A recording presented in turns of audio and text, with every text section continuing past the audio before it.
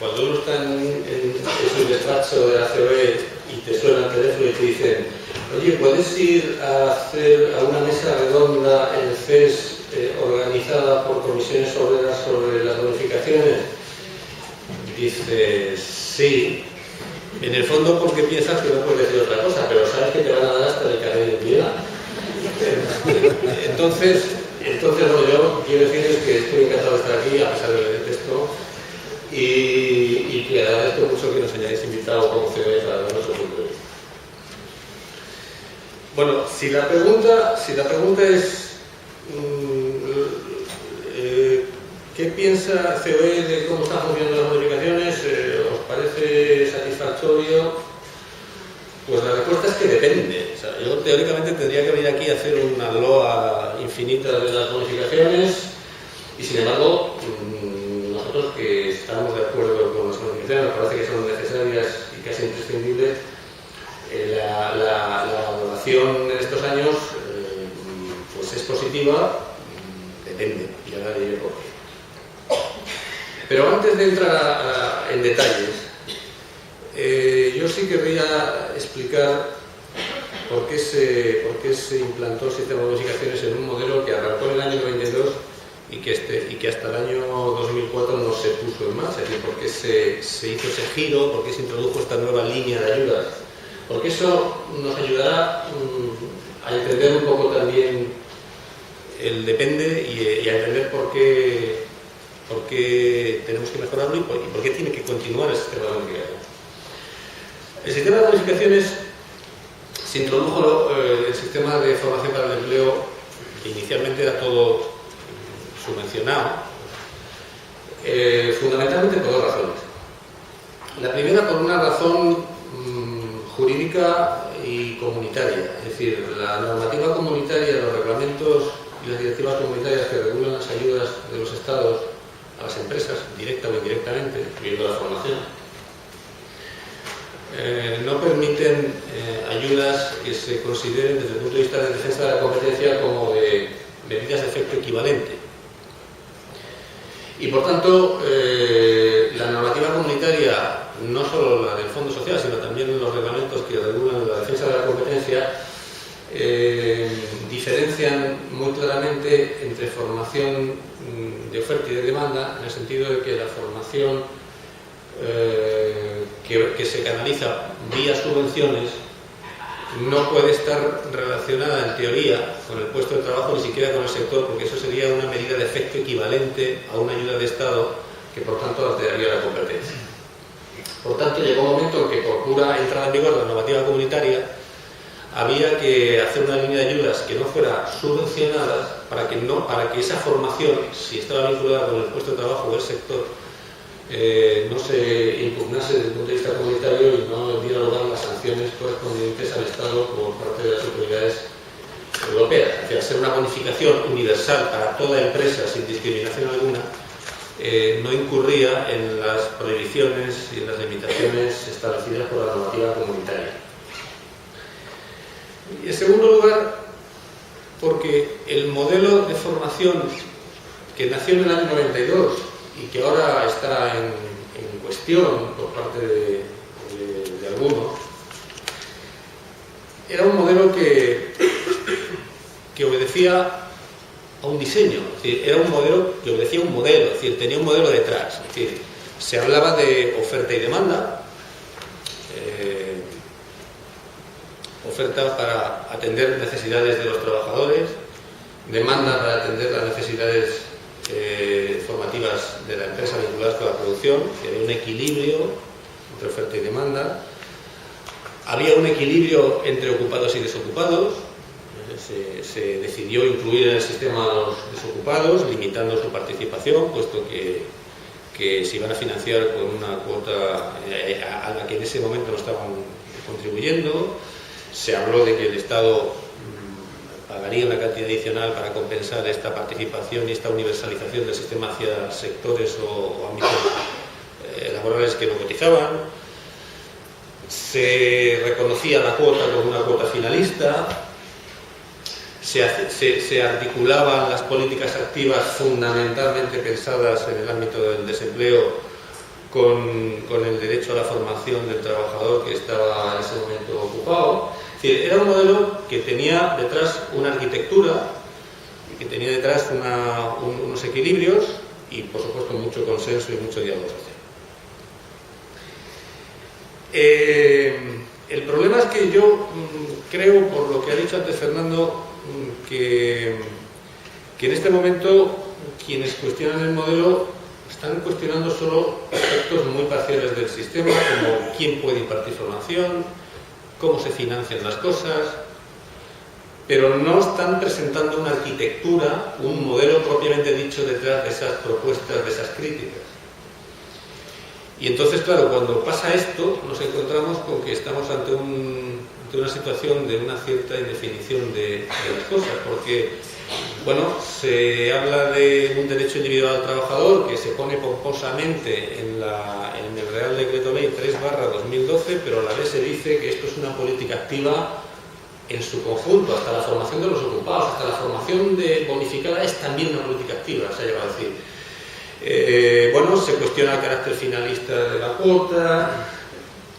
Yo creo que esto tiene que normalizarse un poco, ¿no? Es decir, no se puede cuestionar un modelo sin presentar una alternativa de modelo detrás. Bueno, digo esto porque la segunda razón por la que se implantaron las bonificaciones es porque se consideró en su momento que era la mejor forma de conjugar la necesaria formación de oferta subvencionada para que los trabajadores tuvieran una línea de articular su derecho a la formación cuando su derecho a la formación no resultaba suficientemente atendido por las necesidades o por los planes formativos o la estrategia de la empresa, y a la vez se entendió que había que tener un sistema equivalente que permitiera a las empresas hacer la formación como un elemento más de la estrategia de gestión, ¿no? Y de la estrategia productiva y de competitividad. Esto es la razón por la que se implantó las bonificaciones y esta es la razón por la que yo creo que tienen que seguir existiendo. Cuando se dice, bueno, ¿y el resultado ha sido positivo? Pues depende. Es decir, ¿en qué se mide el resultado de una línea de ayudas como esta? ¿En el número de empresas que lo utilizan? ¿En el coste? ¿En el número de trabajadores formados? Bueno, si tomamos un criterio cuantitativo, la respuesta tiene que ser que sí. Es decir, así por ejemplo, de 32.000 empresas que lo están utilizando en el año 2004 a 432.000 que ya lo utilizan en el 2011, pues supone un incremento espectacular. Y en este momento lo están utilizando el 28,8% de las empresas españolas que forman parte de nuestro tejido productivo.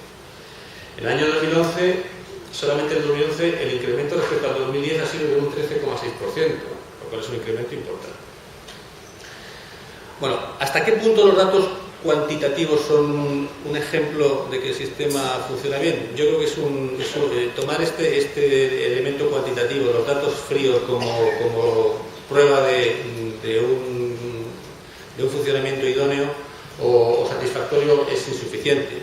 Porque claro, yo también puedo preguntar, ¿y cuántas empresas, sobre todo pequeñas, están acudiendo al sistema de bonificaciones y por eso crece tanto para atender su necesidad de formación? Porque la formación subvencionada de oferta tiene cada vez menos dinero. Es decir, si ustedes ven en los últimos años cómo está evolucionando el reparto de fondos en el sistema, pues cada año la formación de oferta está recibiendo menos dinero. La formación de oferta que no solamente está funcionando como una forma de satisfacer la necesidad de formación de los trabajadores, sino también de las pymes que por falta de estructura y por falta de preparación consideran que el sistema de bonificaciones todavía es muy complejo de utilizar. Entonces, ¿hasta qué punto los datos cuantitativos revelan un funcionamiento idóneo o es simplemente que las empresas, ante la falta de financiación que están recibiendo los planes de ofertas subvencionados empresariales, etcétera, y sindicales también, están acudiendo al sistema alternativo de bonificaciones porque al ser un sistema automático de momento ahí no le pueden aplicar unos ciertos recortes, ¿no? Por tanto, el dato cuantitativo me parece que que no es un dato que por sí mismo nos lleve a pensar que es un sistema que funciona óptimamente. Cuando se habla de la financiación del coste hora trabajador formado en el sistema de oferta y en el sistema de demanda, bueno, también yo podría coger los datos fríos, objetivos y económicos y decir, y de hecho lo decimos, el coste participante en demanda son 187 euros y en oferta son 659 euros. Bueno, bien. Pero también es verdad que la formación en oferta es más larga, en general, de media, que la formación en demanda. Con lo cual, el dato también es un dato que habrá que interpretarlo de forma relativa. Bueno, cuando se dice como crítica, y eso Paco lo dice bastante, que al final la formación de demanda está haciendo las mismas acciones transversales que en la oferta, ahí tampoco creo que ese sea un dato que permita valorar negativamente la demanda. Porque seguramente lo que está pasando es que si en oferta y en demanda la formación que se está haciendo es igualmente transversal, no es un tema del sistema de oferta o de demanda, es un tema del sistema de financiación, del sistema de módulos. Es decir, un sistema que sigue aplicando módulos tanto para la formación que demandan las empresas como para la que demandan los trabajadores a través de la oferta, si propende a la formación transversal es por el sistema de financiación, y es porque al final, con los módulos que hacen un corte horizontal en los costes, al final, tanto el que hace oferta como el que hace demanda hace lo que entra dentro del módulo, porque no puede hacer otra cosa, porque si hace otra cosa no se la financia. Es que el sistema de módulos no permite ni siquiera que si el trabajador o su empresa quiere pagar la diferencia entre lo que el sistema te está mandando con el módulo y lo que cuesta realmente una formación que tenga una calidad que esté por encima, o unos costes que por el tipo de formación que sea sectorial está por encima, como sistema no es que no permita, es que prohíbe que ni el trabajador ni su empresa paguen por encima de ese módulo. Lo que está propendiendo es a que se haga la formación tanto en oferta como en demanda, que se hace dentro, que se puede pagar por ese módulo de coste, que suele ser pues, esa formación más transversal de idioma, prevención de riesgos, informática, etc. Por tanto, yo creo que valorar el sistema de bonificaciones en su resultado, en su efectividad, no puede hacerse solo desde los parámetros objetivos economicistas, cuantitativos. Hay que hacer una valoración desde un punto de vista más cualitativo. Es decir, tenemos que conseguir que la formación de bonificaciones sirva para atender realmente las necesidades de formación estratégicas de las empresas que necesitan hacer las empresas para ser competitivas y para ser productivas. Y solo por eso merecería la pena. Es decir, yo he visto, cuando no existen las bonificaciones, yo que también debo ser de una edad a lo mejor como la de Fernando, que presume ser el más mayor de esta sala, pues yo he llegado a ver, cuando solamente había subvenciones, planes de formación de empresas de este país, de las empresas punteras de este país, que no salían por falta de valoración. Claro, ¿cómo es posible que Repsol presente un plan de formación que no tenga valoración suficiente como para que no sean aprobadas unas ayudas a Repsol, o a Telefónica, o al Corte Inglés, o al Banco de Santander? Y se han dado casos de planes que se caían por eso. Bueno, el problema era o que las necesidades de formación que tenía en ese momento la empresa no coincidían con las prioridades que se marcaban desde las convocatorias, o con los colectivos que tenían esas empresas no coincidían los que tenían que formar con lo que se marcaban desde las convocatorias, o porque a lo mejor la fundación o las personas de la fundación que valoraban esos planes no tenían el conocimiento sectorial y de las necesidades estratégicas de la empresa en ese momento como para entender que ese plan tenía una necesidad, tenía una calidad o una coherencia. Entonces, aunque solo fuera por eso, ya merecería la pena que existiera un sistema de bonificaciones. Yo creo que el sistema de bonificaciones está funcionando bien, razonablemente bien, en las pequeñas en las medianas y en las grandes, y que tiene que funcionar mucho mejor en las pequeñas, mucho mejor en las pequeñas. ¿Y cómo se funciona mejor en las pequeñas? Bueno, en primer lugar, creo que lo han dicho tanto Carmen como Paco, yo creo que la formación en las pequeñas a través de las bonificaciones es demasiado de oferta también. Es decir, al final hacen lo que quienes organiza la formación les ofrece. Y eso tiene a veces también un problema, y es que el que ofrece eso a la pequeña se lo está ofreciendo en función de los costes, de los márgenes operativos que le queda al que lo imparte, seguramente porque a lo mejor con los costes que estamos pagando no se puede hacer otra formación, como decía antes, de otro contenido más sectorial, etcétera, etcétera, ¿no? Y eso solamente se puede corregir cuando la formación bonificada tenga una estructura de costes que no sea común con la oferta, que sea específico con la demanda. Si al final la empresa se va a gastar en esto su crédito, si se va a gastar su crédito,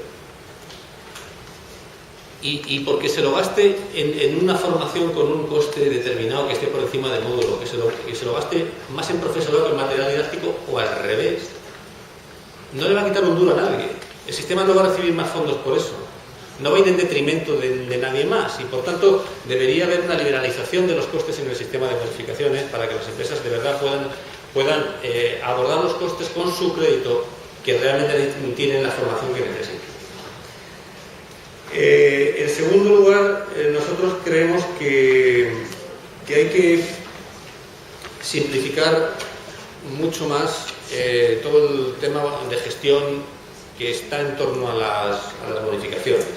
Notificaciones de inicio, notificaciones de nombre de los alumnos, etcétera, etcétera. En las pequeñas empresas, la clave para que se haga más formación y mejor nunca es el dinero, o no necesariamente es el dinero. O sea, esa no es la clave necesariamente. Esto siempre ayuda, pero no es la clave. La clave es la flexibilidad. La clave es la flexibilidad. Y creo que el sistema ha hecho pocos esfuerzos en estos años en ese sentido.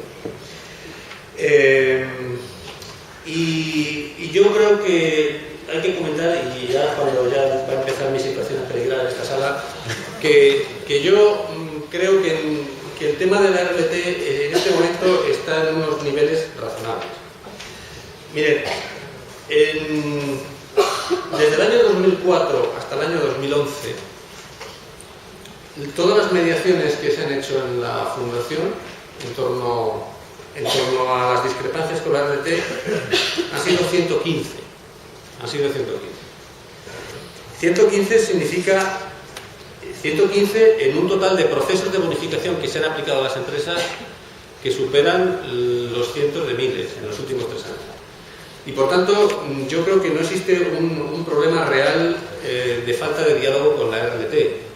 Hay bastante diálogo con la RLT de las empresas en general. Siempre hay discrepancias, pero yo creo que este no es el problema. Es más, cuando digo que hay que flexibilizar los requisitos que se están exigiendo en torno al proceso de bonificaciones, yo también pediría una mejora, y es que yo creo, sinceramente lo creo, que el requisito actual de que la empresa, para poderse bonificar, tenga que notificar a todos y cada uno de los centros de toda la formación que va a hacer, incluso los centros en los que no va a dar esa formación que tiene que notificar, es un problema importante. Y me explico. La forma de hacer esto con un poco de agilidad, sobre todo en las empresas grandes que tienen muchos centros, es hacer un plan de formación al principio del año y comunicarles el plan en bloque, de forma que se tramite eso en unos tiempos síncronos y con un control de las respuestas también en un tiempo determinado. Si se hacen tiempos a lo largo del año distintos, en relación con los centros distintos, lo puede hacer, pero tienes un problema de gestión, de seguimiento de esa información, de los informes, de los plazos que tienen para dártelo, mucho más complejo. Entonces, las empresas en general, sobre todo las muy grandes, intentan hacerlo con una notificación a primeros de año conjunta, etc. Bueno, eso está bien, pero tienes un problema, y es que si a lo largo del año tienes necesidades de formación sobrevenidas, que no habías calculado al empezar el año, por una sola acción que no hayas notificado en el plan al principio del año y que sea nueva, que hayas decidido hacer porque te está haciendo falta, porque es una necesidad, insisto, sobrevenida que se te ha planteado a lo largo del ejercicio, tendrías que volver a notificar a todos los centros del Estado esa acción nueva que en su día no incluiste en el plan. Bueno, hay empresas que solo por evitarse ese trámite que es ciertamente farragoso cuando tienen muchos centros de trabajo, renuncian a hacer esa formación, y si tienen dinero propio para abordarlo, lo hacen con dinero propio, y si no tienen dinero propio, pues no lo hacen. Yo creo que esto no es razonable. Yo creo que sería mucho más razonable que cuando hay una acción formativa sobrevenida, que no contabas con ella y que no lo has incluido en el plan, que has notificado a la RT a primeros de año, pudieras hacerla con el requisito de notificar a las RTs de los centros donde la vas a hacer, ¿no? Bueno, pues este tipo de rigideces yo creo que son las que habría que eliminar. En cualquier caso, como digo, el sistema por nuestra parte se valora positivamente. Creemos que tiene que mejorar en su planteamiento y que tiene que mejorar en su gestión, y sobre todo que tiene que mejorar en el conjunto de la estructura del diseño del sistema de formación para el empleo, porque nosotros sí pensamos que el sistema de demanda, de oferta, tiene que servir para atender a los trabajadores, pero de las pymes que por sí mismas no pueden hacer formación y que en definitiva redundan los trabajadores con la gente de trabajo. Yo sí quería decir una cosa, ¿no? No sé si me estoy extendiendo mucho. Para eso estás tú que me moderas. Y de verdad que te vamos a seguir pagando. Estamos en la mitad. ¿Me puedes contar que te vamos a seguir pagando? Vamos a ver. Yo sí quería decir algo en relación, enlazando con lo que ha dicho antes Fernando. Fernando ha dicho que, y en esto vamos a coincidir, Fernando ha dicho que la reforma en el sistema de formación que implica el Real Decreto Ley 3/2012, que ya hoy se va a aprobar como ley, que está hecho pensando fundamentalmente a medida de los empresarios. Eso es lo que ha dicho. Lo he apuntado para que no se me olvide. Yo creo que no. Y sinceramente creo que no. Creo que no porque incluso si repasamos las novedades que se han introducido en el modelo en esta reforma uno por uno, nosotros, la COE, y además creo que tiene copia de nuestras propuestas de enmienda, que han sido absolutamente desestimadas todas. Las enmiendas que presentamos y que han sido todas desestimadas por el Gobierno iban en la línea de clarificar más, pues, por ejemplo, el derecho a las 20 horas, que está muy débilmente regulado y que nadie sabe al final cómo se va a llevar a efecto. Es verdad lo que ha dicho Fernando de que el diálogo social en este momento no está siendo suficientemente considerado por la administración actual. Siempre hay varias razones para esto de que no nos respeten mucho el diálogo social, y es que siempre que hablamos con ellos, que son pocas veces últimamente, siempre nos hablan de la crisis, de que si no sabemos que estamos en crisis, como si no lo supiéramos nosotros que estamos en crisis. Nos hablan mucho de la familia, de que tienen una prima, de riesgo, no sé qué. Nos hablan mucho de la familia, ¿no? Pero la verdad es que no se está teniendo muy en cuenta el tema. Yo cuando se dice que Alemania funciona bien porque tiene el sistema dual, digo, hombre, no será solo por eso, será por más cosas, ¿no? El sistema dual. Bueno, pues a lo mejor, yo creo que no es por eso, ¿eh? En Alemania, por ejemplo, ni siquiera en los peores momentos de crisis se cuestionó el papel de los agentes sociales. Y a lo mejor también eso contribuye, ¿eh? No solamente el sistema dual. Yo no oigo a Angela Merkel que cuestione ni en los peores momentos de la crisis el papel de los agentes sociales, ¿eh? En absoluto. Es más, el sistema dual alemán, si funciona bien, es, entre otras cosas, porque tiene detrás unos sindicatos y unas patronales que apoyan y sustentan el sistema dual y que lo hacen posible. Yo creo que tenemos que abordar unos quintos acuerdos claramente, y creo que esos acuerdos no se pueden hacer relegando a los agentes sociales. Es más, yo creo que la afirmación ampuloso y rimbombante que se ha incluido en la reforma, diciendo la reforma del sistema en materia de formación gira en torno al principio del derecho individual del trabajador a la formación, hasta el punto de que han modificado el artículo 4 y 23 del Estatuto de los Trabajadores. Bueno, pues el Estatuto de los Trabajadores 23 dice que los derechos contenidos en este artículo se aplicarán y desarrollarán en base a la negociación colectiva y al diálogo social. Por lo cual, no se puede sostener que el sistema se basa en el respeto al derecho individual del trabajo a la formación y luego cuestionar el papel de los agentes sociales. Yo creo que el sistema tiene que clarificar de una vez qué quiere ser de mayor y, sobre todo, cómo se van a financiar todas estas cosas. No es compatible decir que todo el sistema es una política activa y luego decir que hay un derecho individual del trabajador. No es compatible decir que hay un derecho individual del trabajador y luego cuestionar el carácter finalista de la cuota. El sistema está ahora mismo, tal y como está funcionando, no obedece a un modelo coherente detrás. Miren, lo que están haciendo este año las administraciones, sobre texto del tema este de la prima que tienen y no sé qué más, de que cada administración en su ámbito distribuye el dinero como les da la gana, porque es una política activa y como es una política, lo administra la administración y lo decide la administración, hasta el punto de que hay comunidades como Aragón o como Andalucía que se están cuestionando este año si van a hacer formación convocatoria de oferta para ocupados, porque lo van a concentrar todos los parados.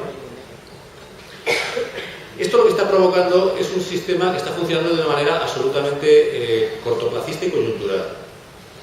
Yo lo comentaba el otro día, el hecho de que la formación de los parados cada año se esté cargando más a la cuota y se esté financiando más con la cuota en detrimento de los ocupados, produce una situación tan paradójica como la siguiente. Si la formación de los parados solo se financia con la cuota, porque no se financia con ninguna partida específica de las administraciones públicas, que por cierto, si es un sistema solidario, la solidaridad con los parados debería ser un esfuerzo social y por tanto de todos. Y si se está pagando solo con las rentas del trabajo de los que trabajan y cotizan y no con las rentas del capital, porque no sale de los presupuestos del Estado o de las autonomías, no es un sistema realmente solidario. Y además va en detrimento de la formación de los que trabajan, que tampoco parece que sea un sistema muy solidario a la inversa.